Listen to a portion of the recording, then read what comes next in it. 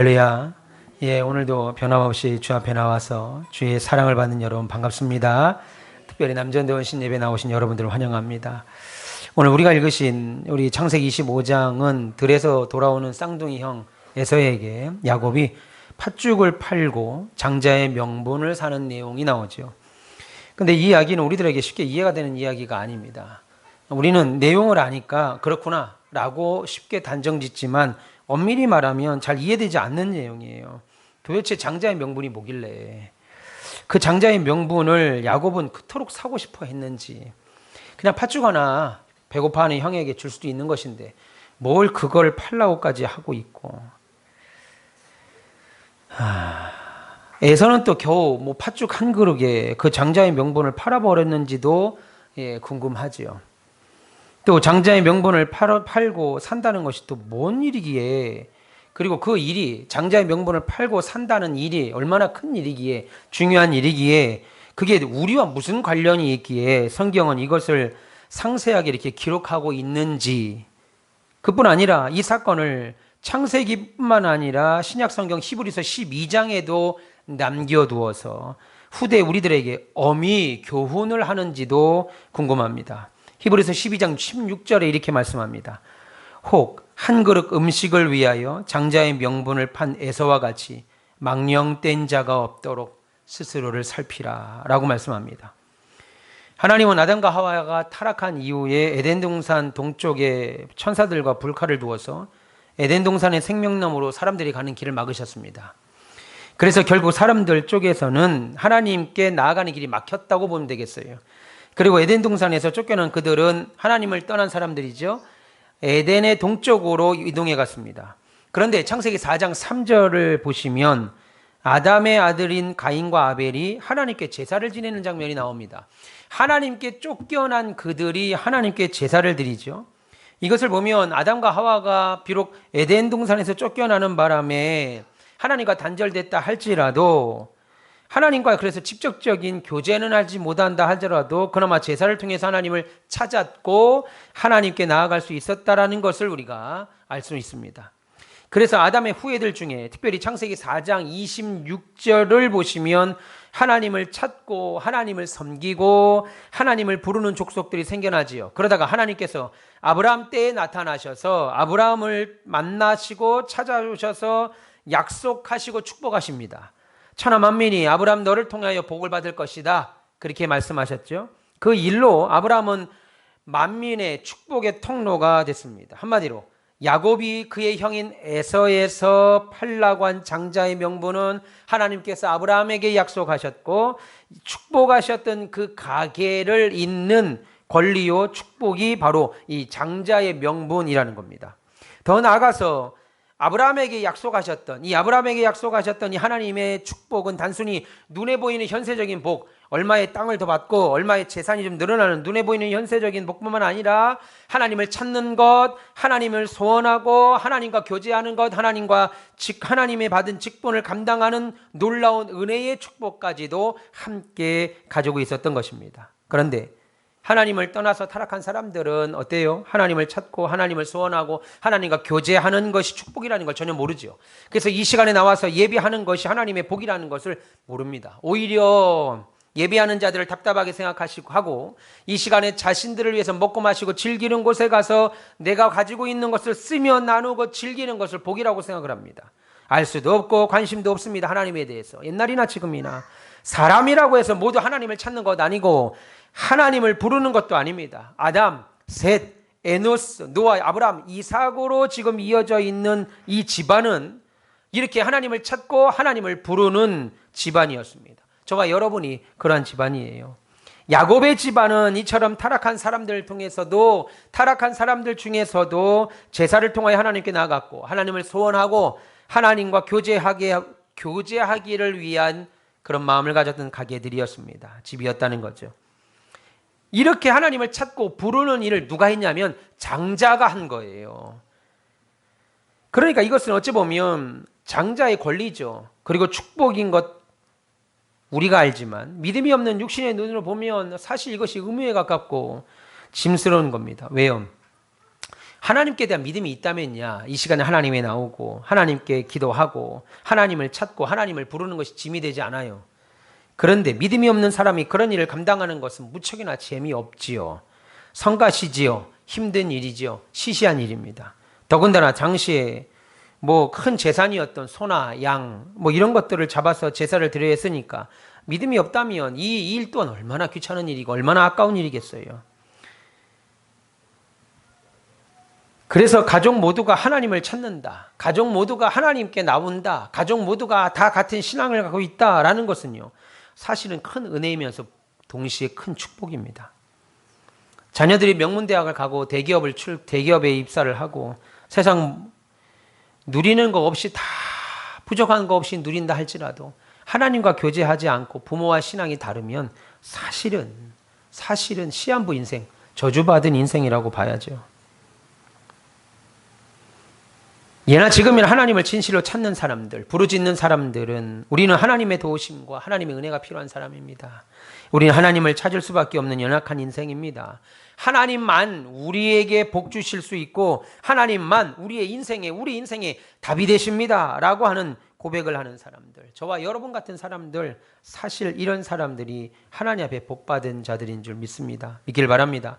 그런데 그 마음에 하나님이 없는 사람들, 그 마음에 하나님에 대한 관심이 없는 사람들은 절대로 이런 고백을 입으로 할 수 없을 뿐만 아니라 마음으로도 할 수 없어요. 오히려 이러한 고백을 하는 것이 우스운 일이죠. 미련한 일처럼 보여요. 얼마나 무능하면 자신을 믿지 못하고 눈에 보이지 않는 신을 믿냐, 하나님을 믿냐. 내 힘으로 노력하면 얼마든지 열심히 살 수 있는데, 내 힘으로 얼마든지 인생을 행복하게 살 수 있는데 쓸데없이 왜 하나님을 도움을 바란다고 교회 가고 헌금하고 시간 내고 이 기도하느냐 생각하죠. 그래서 오늘 본문은 사실 야곱과 에서를 통해서 팥죽과 장자의 명분이라는 내용으로 하나님을 필요로 하는 사람과 하나님이 필요 없다고 하는 사람의 차이를 분명하게 나타내고 있는 본문이라고 보시면 되겠습니다. 여러분, 오늘 장자의 명분은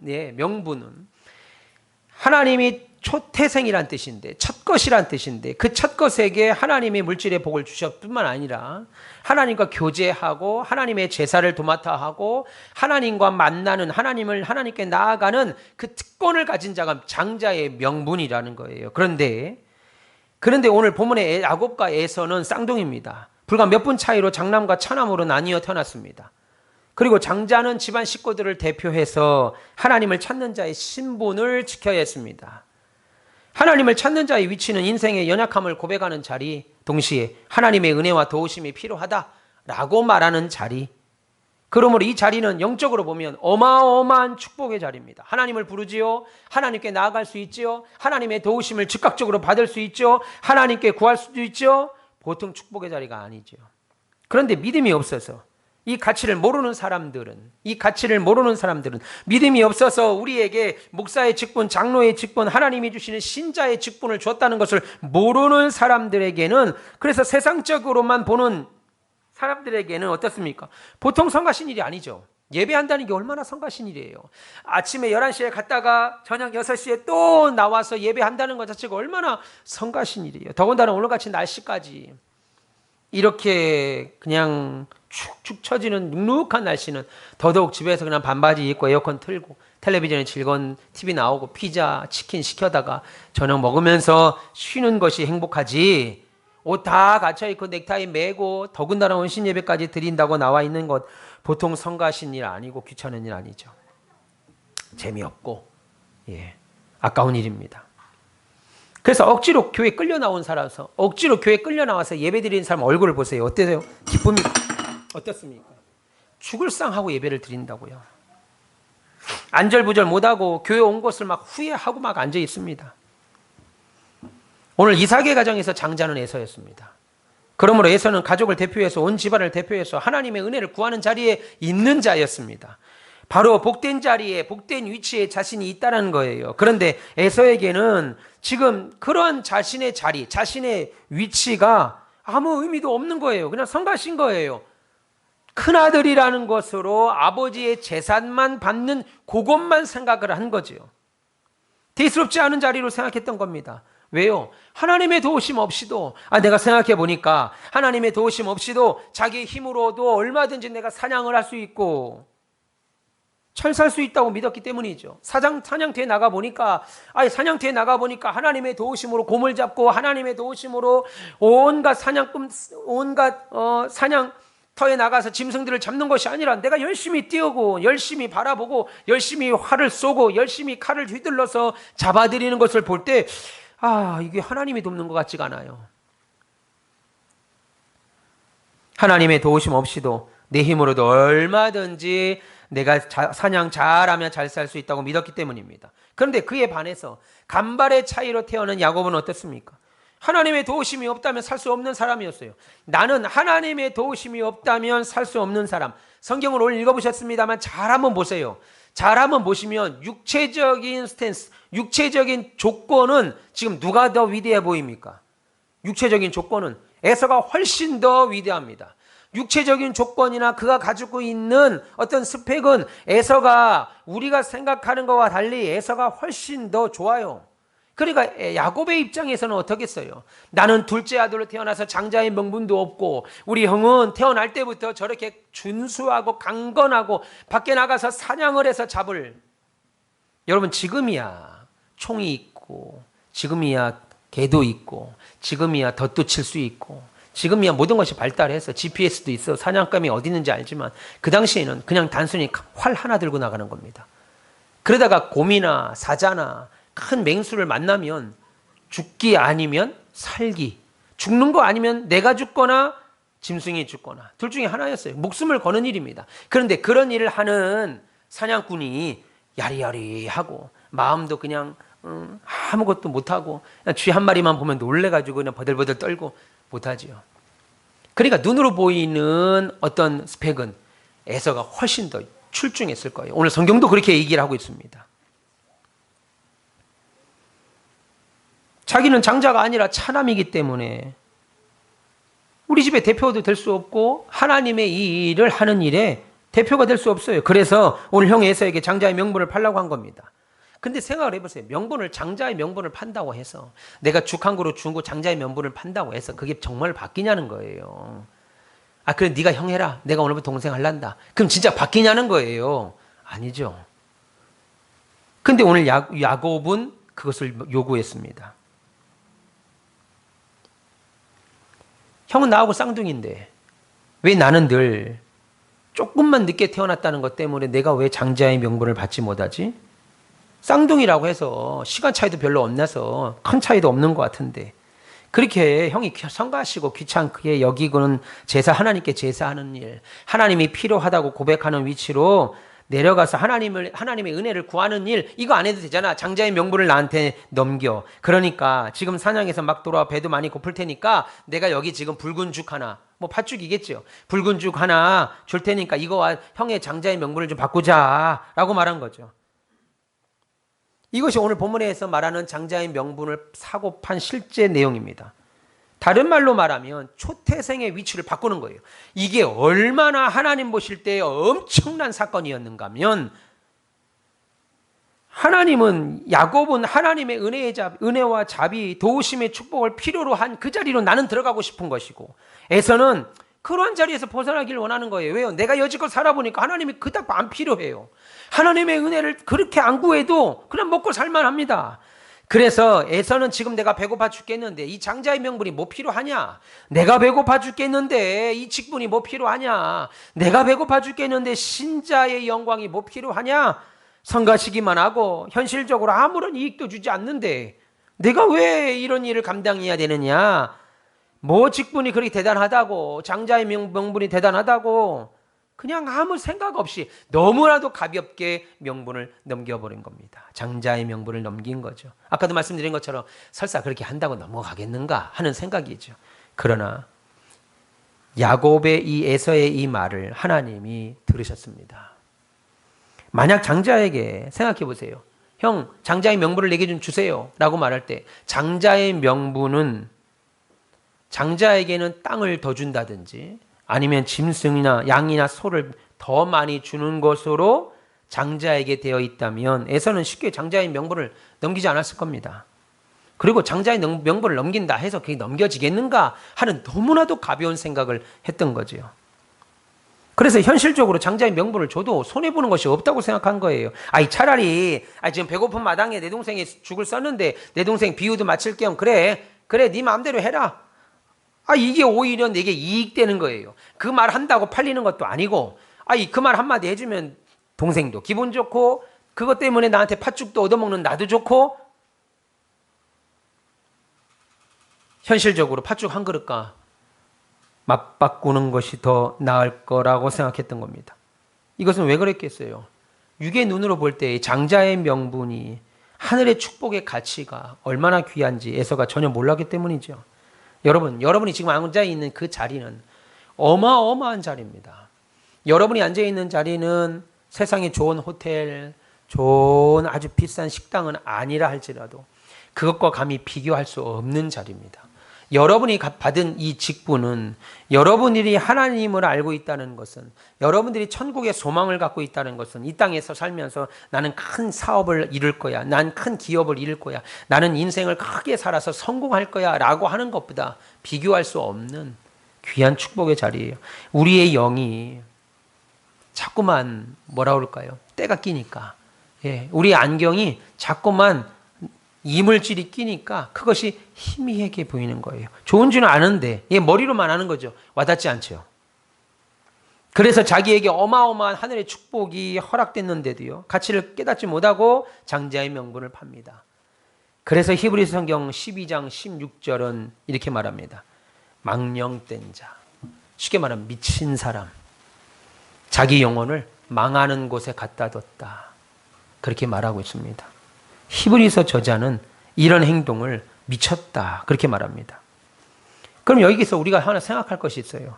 그러면 장자의 명분을 달라고 한 야곱은 어떻게 이런 생각을 할 수 있었을까요? 이런 지혜를 가졌을까요? 어떻게 이것을 야곱은 깨달았을까요? 여러분, 성경은 야곱이 선택한 것, 지금 야곱은 왜 장자의 명분을 달라고 하고 에서는 장자의 명분을 팔고, 그래서 성경은 누가 잘나고 누가 못났고 에서는 멍청한 놈이고 야곱은 참 지혜로운 놈이고 이렇게 말하고 있지 않습니다.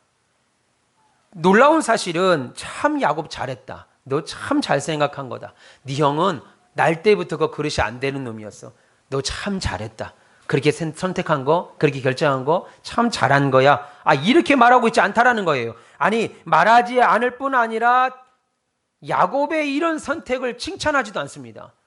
참 잘했다 칭찬도 하지 않아요. 오히려 야곱이 이렇게 장자의 명분을 귀히 여기고 선택하게 된 것을 창세기 25장에 보면 이미 어머니의 태중에서 하나님의 은혜 때문에 그렇게 된 것이라고 못을 박습니다. 야곱이 잘 선택해서, 야곱이 머리가 좋고 믿음이 있어서 그 선택을 참 잘했어, 너 참 잘했어요, 이렇게 말하지도 않고 오히려 하나님이 그렇게 은혜를 베풀었기 때문이라고 설명하죠. 창세기 25장 23절에 여호와께서 그에게 이르시되 두 국민이 네 태중에 있구나, 두 민족이 네 복중에서부터 나리라, 이 족속이 저 족속보다 강하겠고 큰 자가 어린 자를 섬길 것이다 라고 했습니다. 오늘 야곱의 선택과 애곱의 이 잘못된 선택, 실수를 하나님의 은혜를 입은 자와 하나님의 은혜를 입지 않은 자로 말씀합니다. 그래서 하나님의 은혜가 중요한 겁니다. 여러분, 이 땅에 사시면서 날마다 기도하셔야 될 것은 하나님의 은혜를 받기를 구하셔야 돼요. 하나님의 은혜가 떠나면요, 아무리 내가 육선이 가득한, 고기가 가득한 집에서 살아도 날마다 다툼이 끊이지 않습니다. 하나님의 은혜가 임하면요, 식물만 먹고 가난한 집에 있어도 그들의 가정은 성경이 뭐라고 그래요? 화목하다는 거예요. 하나님의 은혜가 여러분 인생 가운데 있기를 늘 기도하셔야 돼요. 여러분, 우리도 하나님의 은혜로 살죠. 우리 교회도 지금 하나님의 은혜로 가고 있습니다. 그러니까 우리 중 아무도 하나님의 은혜를 입은 거 가지고 내 잘납니다, 내가 노력한 결과다 라고 자랑할 수 없습니다. 누군가에게 선물을 우리가 받잖아요. 귀한 선물을 받잖아요. 그러면 선물을 준 누군가가, 그 선물을 준 누군가가 능력이 있는 것이지 그 선물을 받은 사람이 능력이 있는 것이 아니에요. 사랑하는 아들과 딸에게 아버지가 선물을 줄 때 그 선물을 받는 자녀들이 능력이 있는 게 아니라 그 아들, 딸을 기뻐하게 할 수 있는 선물을 준 부모가 능력이 있는 것처럼 하나님의 은혜가 그래요. 여러분이 사업이 잘 될 겁니다, 앞으로. 그리고 내 일이 형통하게 될 겁니다. 근데 그것은 하나님의 은혜 덕입니다. 하나님의 은혜예요. 사업이 잘 되는 것도 하나님의 은혜, 목회가 잘 되는 것도 하나님의 은혜. 물론 말할 겁니다, 목사님. 제가 얼마나 수고했는데요. 새벽에 일어나서 밤 늦은 시간까지 잠도 못 자고 식사도 걸러가면서 일을 했습니다. 목사님, 내가 얼마나 회사 생활을 열심히 했는데요. 그래서 내가 이렇게까지 이 자리에 왔습니다. 물론 그럴 거예요. 저도 그럴 겁니다. 교회가 부흥하면 내가 얼마나 애쓰고 수고해서 말을 할 수 없는 고난에서 사람들을 만나고 해결하고 여러분들 이해할 수 없는 고통과 고난에서 제가 3년 반 동안 예배당 치면서 계절이 바뀌는 걸 느껴본 적이 없습니다. 그냥 2019년 12월 5일에 딱 멈췄고요. 그게 어제 같고 오늘 2023년 5월 28일을 사는 것 같아요. 그 사이의 공간이 아무런 생각이 없어요. 뭘 하고 지냈는가 전혀 계절의 변화도 없고 오롯이 하나님이 주신 이 일에 그냥 너무나도 큰 고통 가운데 살죠. 그럼에도 불구하고 그래서 예배당을 짓고 사람들이 몰려올 때 이건 내가 했다. 물론 제가 했죠. 물론 여러분의 인생 가운데 여러분이 했죠.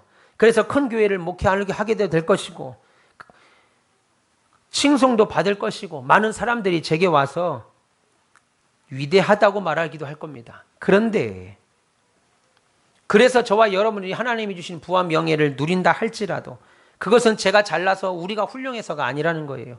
하나님께서 건강 주셨기 때문입니다. 하나님이 그때그때마다 지혜를 주신 거예요. 그 일을 해결할 수 있는 지혜를 주셨고 그 일을 해결할 수 있는 열정도 주셨고 성실함도 주셨고 수고함도 주시고 재물 얻을 능력을 주셨기에 우리가 이만큼 살아가고 앞으로도 그렇게 살아가게 되는 거죠.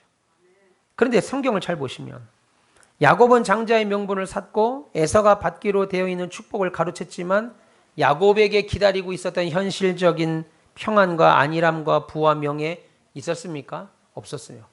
참 계속 시련의 연속입니다. 오히려 장자의 축복을 받고 나서 야곱은 훨씬 더 많은 어려움과 시련을 겪습니다. 차라리 장자의 축복을 받지 않았으면, 그래서 장자의 명분을 받지 않고 아버지 이삭에게 축복 기도를 받지 않았으면 어찌 살았을까? 또 편하게 살지 않았을까? 하는 생각이 들 정도입니다. 그런데 오히려 에서는 어때요? 에서는 어떻습니까? 오히려 자기를 의지하고 자기 힘으로 살았던 에서는 하나님의 간섭을 받지 않습니다. 하나님이 간섭하지 않아요. 그리고 오히려 에서는 더 잘 됩니다. 성경을 보세요. 에서의 때가 날마다 늘어납니다. 이거 이해 안 되죠? 장자의 명분을 그렇게 팔았고 히브리서의 12장에 말할 때 이는 망령된 자, 이는 미친놈이다, 이렇게까지 말할 그런 자가 그러면 아버지 이삭을 통해서 자기 동생이 축복 기도를 받고 펑펑 울면서 아버지에게 해줄 수 있는 기도가 이거밖에 없습니까? 라고 할 때 아들 에서에게 뭐라고 기도합니까? 너는 평생 전쟁을 해야 먹고 살 것이고 너는 천생 땅을 기경할 때 땅이 열매를 내지 않을 것이고 아침에 이슬이 뜨고 원래는 아침에 이슬이 촉촉하게 땅에 젖어서 열매를 맺어야 되는데 네가 경작하는 땅은 이슬도 내리지 않을 것이고 너는 평생 남에게 꾸임을 당하면 살아야 될 것이다 라고 하는 저주에 가까운 기도를 해주는데 에서의 일생을 한번 보세요. 날마다 잘 됩니다. 때가 넘쳐납니다. 심지어 나중에 야곱이 형과 화해할 때 내 재산의 절반을 주겠습니다 라고 말할 때 아니다, 내 재산이 너의 재산과 별반 차이 없다, 내가 얼마나 많은 복을 받았는지 네 돈 필요 없다 할 정도로 부자가 돼요. 심지어 족장이 됩니다. 이해 안 되잖아요. 장자의 명분을 그렇게 돌려받았으면 망해야 되잖아요. 쫄딱 망해야 되잖아요. 여기에 우리의 함정이 있습니다. 하나님의 눈으로 바라보지 못하고 육의 눈으로 바라보면 날마다 요 함정에 빠져요. 예수를 믿으면서도 요 함정에서 못 벗어나요. 그래서 세상에 갖고 싶어하는, 누리고 싶어하는 것을 더 누리려고만 하죠. 왜? 예수 믿어도 별반 차이가 없다고 생각해요. 예수 믿어도 별 차이가 없다고 생각을 해요. 예수 안 믿는 사람이나 예수 믿는 사람이나 별 차이 없고 나 예수 믿어서 오히려 손해보는 것 같아요. 그런데 내가 직분이 있으니까, 교회를 오래 다녔으니까 사람들한테 대놓고 말을 못해요. 말은 못하는데 그 결과로 어떻게 드러나요? 전도를 못하는 거예요. 교회 가자. 예수 믿는 것이 얼마나 복인데 교회 가자 이 말을 못한다고요. 못해요.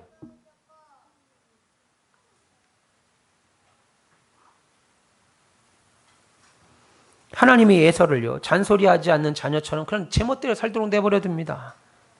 들나귀처럼, 예, 성경에 보면 들당나귀처럼 그냥 내버려 둡니다. 그런데 반대로 장자의 명분을 받고 아버지 이삭에게 하늘의 신령한 복과 땅의 기름지는 엄청난 복을 다 받은 야곱은 이때부터 소위 인생이 꼬이기 시작해요. 참, 우리 눈으로 볼 때, 예, 느닷없이 잘 알지도 못한 평생 본 적도 없는 외삼촌 집에 피신하고 20년간 거기서 종으로 삽니다. 그냥 외삼촌 여름방학 때 시골에 사는 외삼촌네 가서 개구리도 잡고 메뚜기도 잡고 매미도 잡고 놀러 간 게 아닙니다. 20년 동안 종사를 합니다. 외삼촌에서 결혼 사기도 당합니다. 4명의 아내를 얻지만 4명의 아내 사이에서 마음고생을 합니다.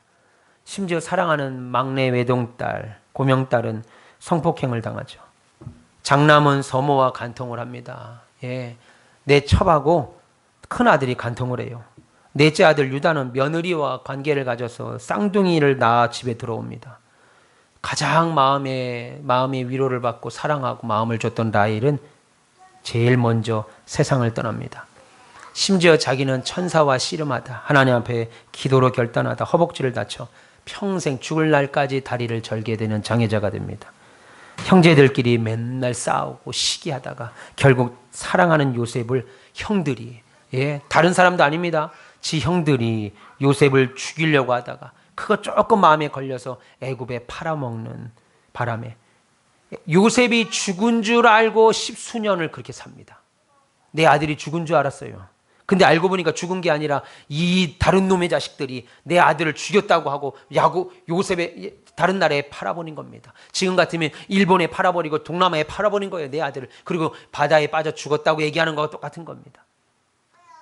요셉이 잘 되지 않았으면 평생 요셉이 살았을지도 모르고 죽었을지도 모릅니다. 야곱은 한참의 슬픈 가운데 살아갑니다. 그런 그가 130년에 바로왕 앞에 섰을 때 뭐라고 그러면 나는 험악한 인생을 살았다. 그렇게 말합니다. 내 조상의 열조보다도 짧은 인생이지만 나는 험악한 인생을 살았습니다.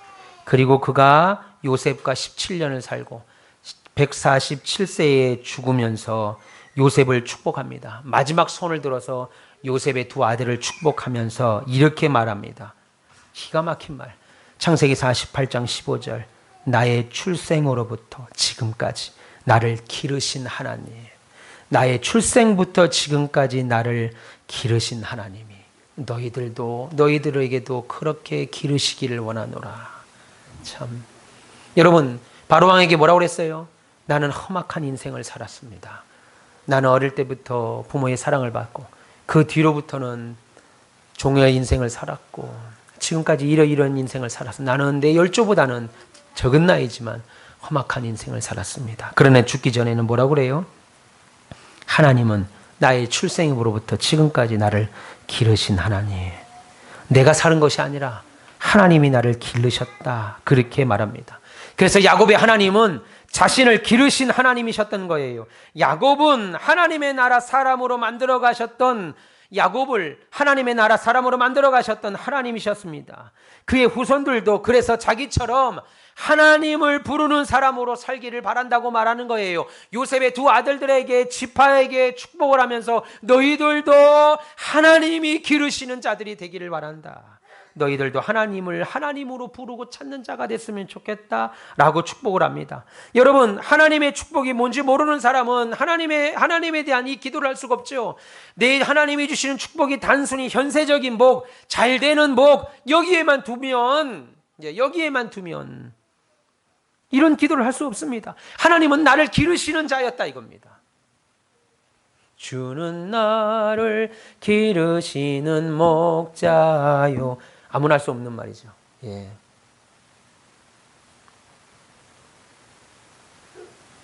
주는 나를 기르시는 목자, 주는 나를 기르시는 부모.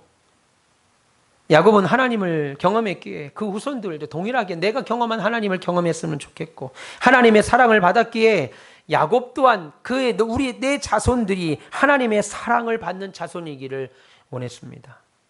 그래서 하나님의 복이 그 후손에 넘치게 해달라고 축복기도 하죠.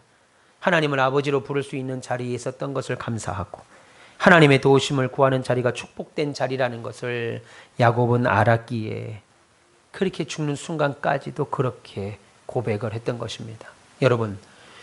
여러분이 있는 그 자리는 복받은 자리입니다.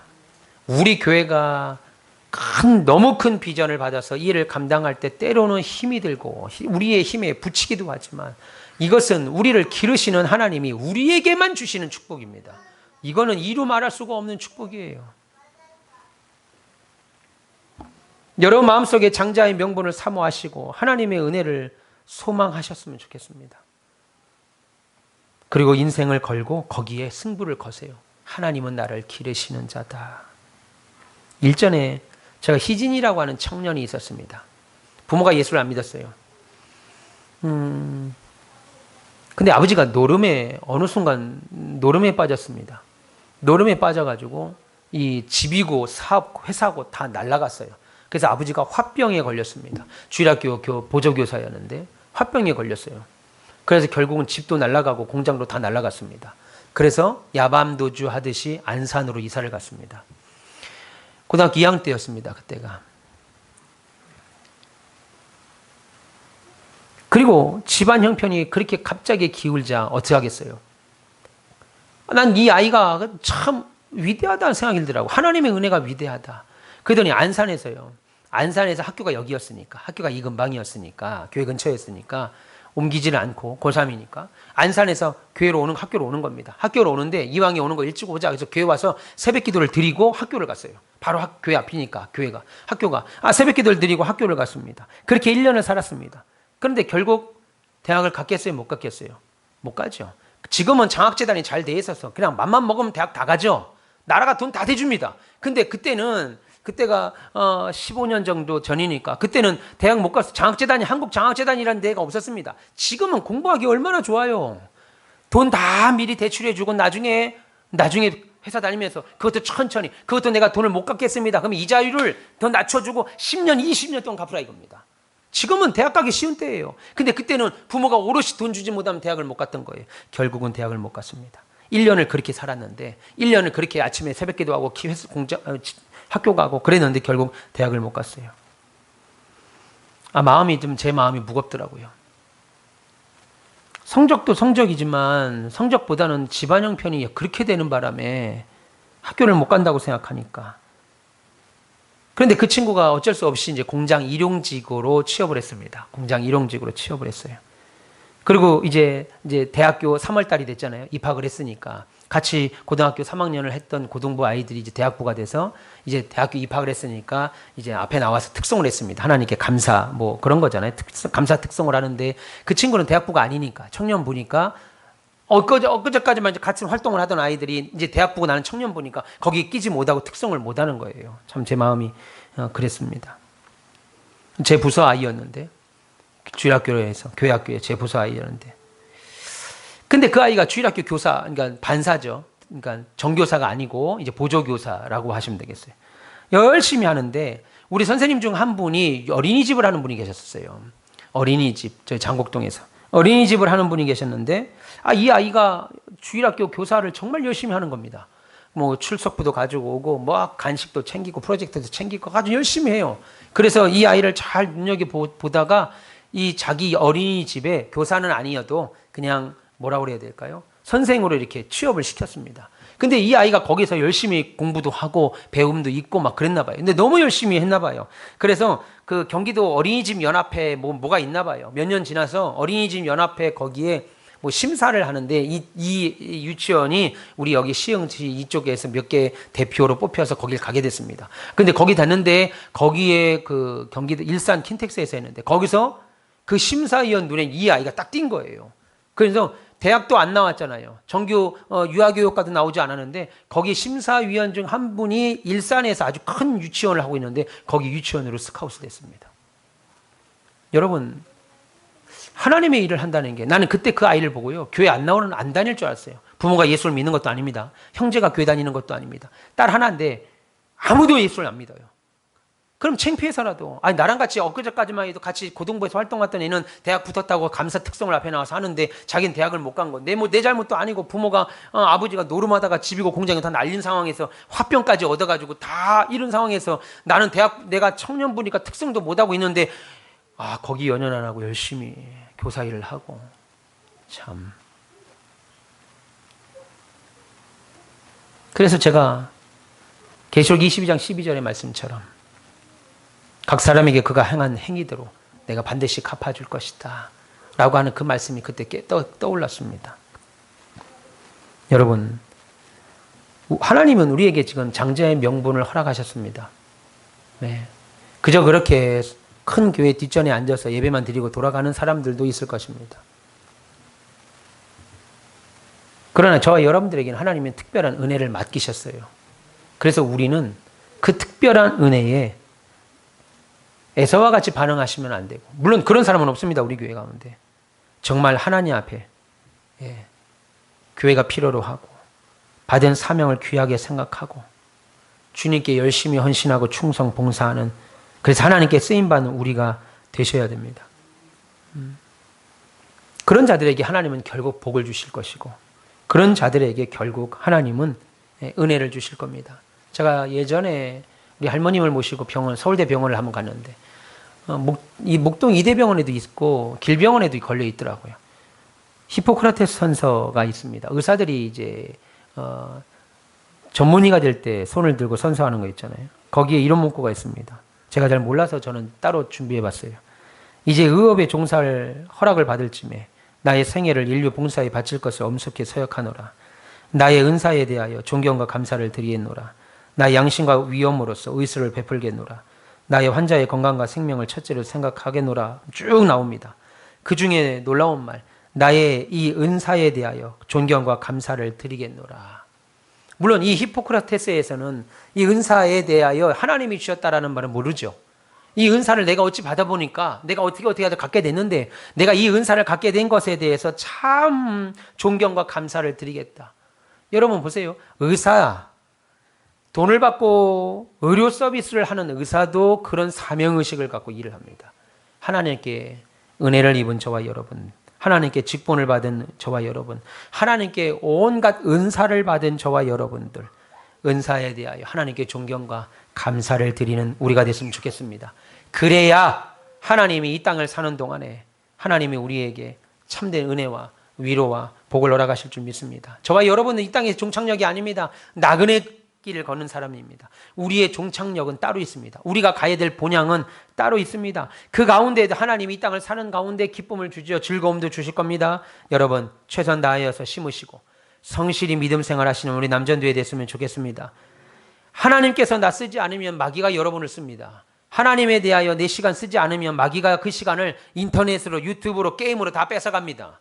하나님을 위하여 쓰지 아니하는 건 다 세상을 위하여 쓸 수밖에 없다는 것 기억하시고, 하나님이 내게 주신 장자의 직분, 명분 기억하시면서 하나님의 영광을 위하여 사시는 우리 거룩한 별님들, 그리고 남전도 회원 되시기를 주님의 이름으로 축원합니다.